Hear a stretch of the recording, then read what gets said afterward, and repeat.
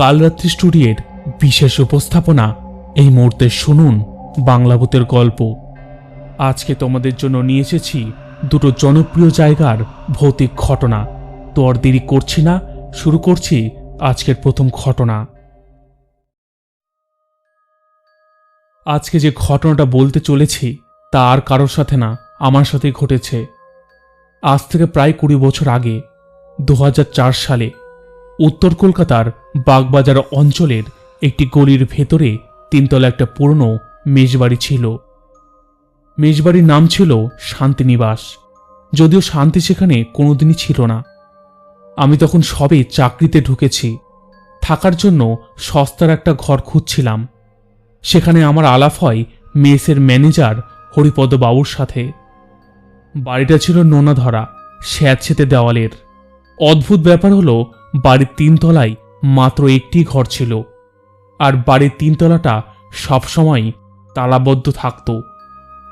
হরিপদবাবু আমাকে নিচতলের একটি ঘর দিলেন, কিন্তু বারবার সাবধান করে দিলেন, শুনুন, রাত 12টার পর ওই দিকে যাবেন না। ওই যে সিঁড়িটা দেখতে পাচ্ছেন, ওই সিঁড়িটার দিকে। আমি পেশায় সাংবাদিক ছিলাম, তাই ওইসব কথায় কান দিইনি।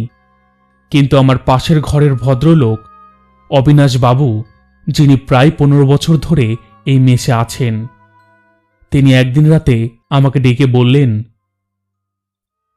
অয়নবাবু, নতুন এসেছেন তাই বলছি, এই বাড়ির দেওয়ালেরও কান আছে। এখানে কিছু একটা আছে যা রক্ত মাংসের মানুষের চেয়েও বেশি বাস্তব। সেই মেসের 4 নম্বর ঘরে একজন ছাত্র থাকত, নাম সুমিত। খুব শান্ত ছেলে, সারাদিন পড়াশোনা করত। মে মাসের এক প্রচণ্ড গরমে একদিন সকাল থেকে সুমিতকে আর দেখা গেল না। তার ঘরের দরজা ভেতর থেকে বন্ধ ছিল।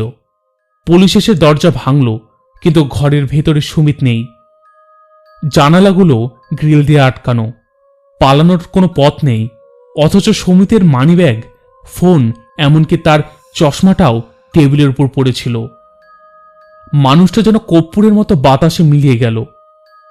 পুলিশ অনেক তদন্ত করল, কিন্তু বাগবাজারের সেই মেজবাড়ির 4 নম্বর ঘর থেকে সুমিত কোথায় গেল তার কোনো হদিশ পাওয়া গেল না। এই ঘটনার পর থেকেই শুরু হলো এক আসল উপদ্রব। সুমিত নিখোঁজ হওয়ার ঠিক 7 দিন পর থেকে আমি লক্ষ্য করলাম, রাত ঠিক 1:30 নাগাদ আমার ঘরের ঠিক ওপরের ছাদে, যা আসলে 3 তলার সেই তালাবদ্ধ অংশ, সেখানে কেউ একজন ভারী কিছু টানছে। ঘসঘস শব্দ হচ্ছে। মনে হলো যেন কেউ একটা মস্ত বড় বস্তা এক ঘর থেকে অন্য ঘরে টেনে নিয়ে যাচ্ছে। আমি হরিপদ বাবুকে জিজ্ঞাসা করলাম। তিনি ফ্যাকাশে মুখে বললেন, আপনিও শুনছেন? আমি তো গত 10 বছর ধরে শুনছি। ওটা সুমিত নয় অয়নবাবু, ওটা ওই বাড়ির খিদে।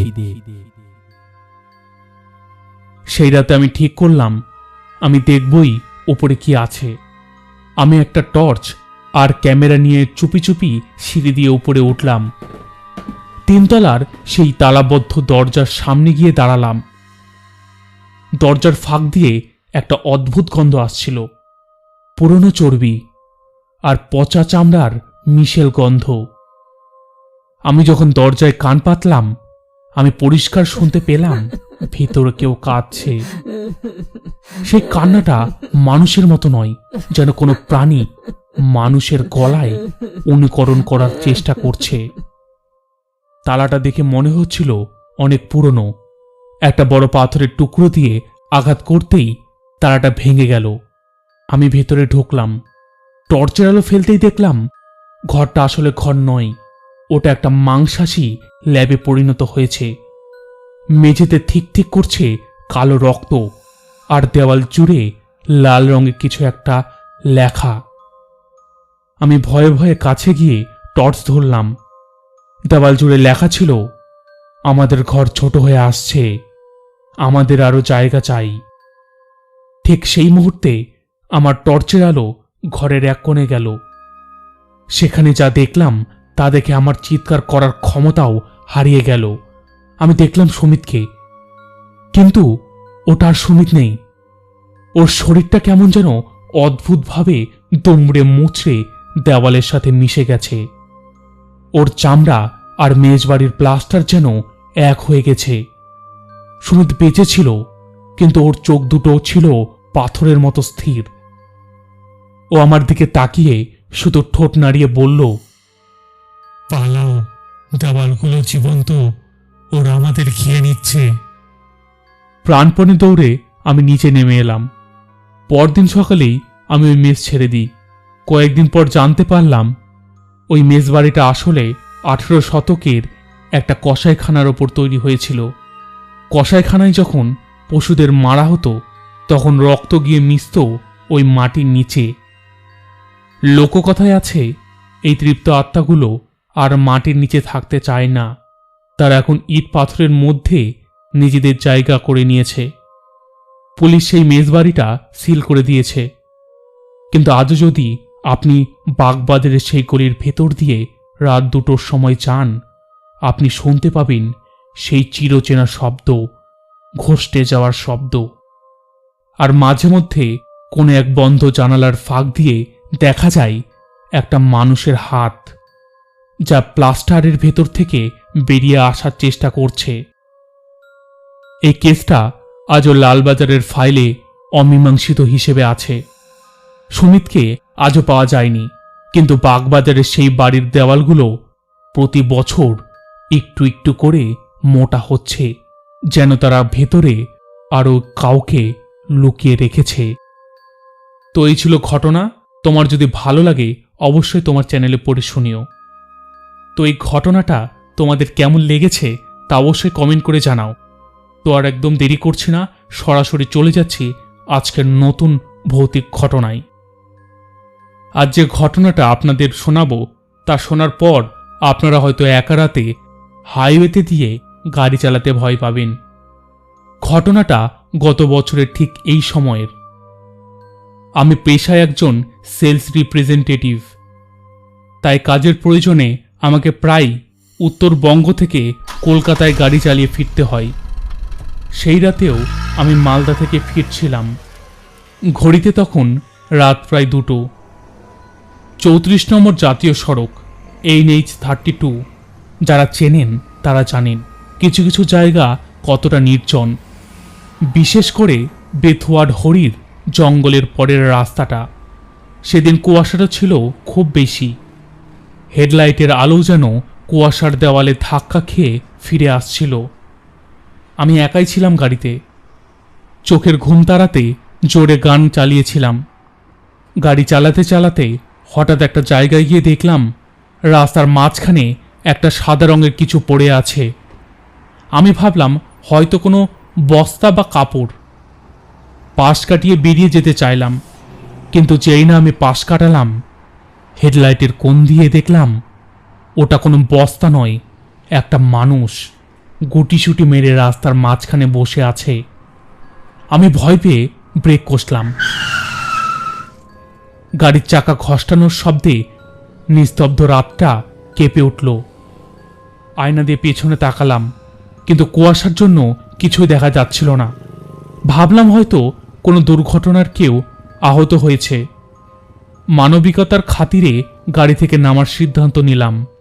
গাড়ি থেকে নামার সঙ্গে সঙ্গেই এক অদ্ভুত নিস্তব্ধতা আমাকে গ্রাস করল। বনের ঝিঝি পোকার ডাকও যেন থেমে গেছে। আমি টর্চ জ্বালিয়ে সেই জায়গায় গেলাম যেখানে মানুষটা দেখেছিলাম। বিশ্বাস করুন, সেখানে কেউ ছিল না। পুরো রাস্তাটা একদম ফাঁকা। আমি ভাবলাম হয়তো চোখের ভুল। আবারও গাড়িতে এসে বসলাম, কিন্তু স্টিয়ারিং ধরতে গিয়ে দেখলাম গাড়ির উইন্ডো স্ক্রিনে, মানে সামনের কাছে দেখলাম কুয়াশার ওপর একটা হাতের ছাপ। ভেতর দিক থেকে নয়, বাইরের দিক থেকে। হাতের ছাপটা ছিল ছোট, যেন কোনো বাচ্চা বা মহিলার। আমি ভয় পেয়ে গাড়ি স্টার্ট দিলাম। দ্রুত গতিতে এগোতে শুরু করলাম। প্রায় 5 কিলোমিটার যাওয়ার পর হঠাৎ আমার মনে হলো গাড়ির পেছনের সিটে কেউ বসে আছে। আমি লুকিং গ্লাসে তাকালাম। কুয়াশার ঝাপটা আলোয় দেখলাম পেছনের সিটের কোণে একটা সাদা ছায়া মূর্তি। তার মাথাটা নিচু করা, লম্বা চুলে মুখ ঢাকা। আমার হাত পা যেন বরফ হয়ে গেল। আমি গাড়ি থামালাম না, বরং গতি বাড়িয়ে দিলাম। ভাবলাম, যদি আমি কথা বলি বা পেছনে তাকাই তবে হয়তো কিছু একটা ঘটে যাবে। আমি মনে মনে ঠাকুরকে ডাকতে শুরু করলাম। হঠাৎ সেই ছায়ামূর্তিটি ফিসফিস করে বলে উঠল, এত জোরে চালাচ্ছ কেন? আমাকে নামিয়ে দিবে না? আওয়াজটা ছিল এতটাই শীতল যে আমার মনে হলো কানের ভেতর কেউ বরফ ঢুকিয়ে দিয়েছে। আমি কোনো উত্তর না দিয়ে সামনে তাকিয়ে গাড়ি চালাতে থাকলাম। জংশন স্টেশনের কাছাকাছি আসতেই রাস্তার ধারে স্ট্রিট লাইটগুলো দেখা গেল। সেই আলো যখন গাড়ির ভেতরে পড়ল, আমি আবার আয়নায় তাকালাম। সিটটা খালি, কেউ নেই। কিন্তু ভয়ঙ্কর ব্যাপার হলো, পরের দিন সকালে গাড়ি পরিষ্কার করতে গিয়ে দেখলাম পেছনের সিটের কভারে কাদার দাগ, আর সেই কাদার দাগ থেকে একটা বিশ্রী পচা জলের গন্ধ আসছিল। পরে ওই এলাকার এক চায়ের দোকানদারের কাছে শুনলাম, বছর 10 আগে ওই একই জায়গায় কুয়াশার রাতে এক মার তার ছোট মেয়ে ট্রেনের ধাক্কায় মারা গিয়েছিল। তারপর থেকে অনেকেই নাকি গভীর রাতে সাদা শাড়ি পরা মহিলা আর এক বাচ্চাকে রাস্তার ধারে বা গাড়ির পেছনে সিটে দেখতে পাওয়া যায়। সেই রাতের পর থেকে আমি আর কোনোদিন একা রাতে ওই হাইওয়েতে গাড়ি চালাইনি। আজও সেই কুয়াশা দেখলে আমার সেই শীতল ফিসফিসানি মনে পড়ে যায়। আমাকে নামিয়ে দেবে না? তো দাদা, এই ছিল ঘটনা। তোমার যদি ভালো লাগে অবশ্যই জানিও, এবং দর্শকদের জন্য বলছি, অবশ্যই তোমরা লাইক, কমেন্ট এবং শেয়ার করে দাও। কারণ তোমরা যদি লাইক শেয়ার করে না দাও তাহলে মোটিভেশন আসবে কোথা থেকে? এবং বেশি বেশি করেও দেখো, যাতে এই চ্যানেলটা আরও বড় হয়। তো আর একদম দেরি করছি না, এখানে শেষ করছি।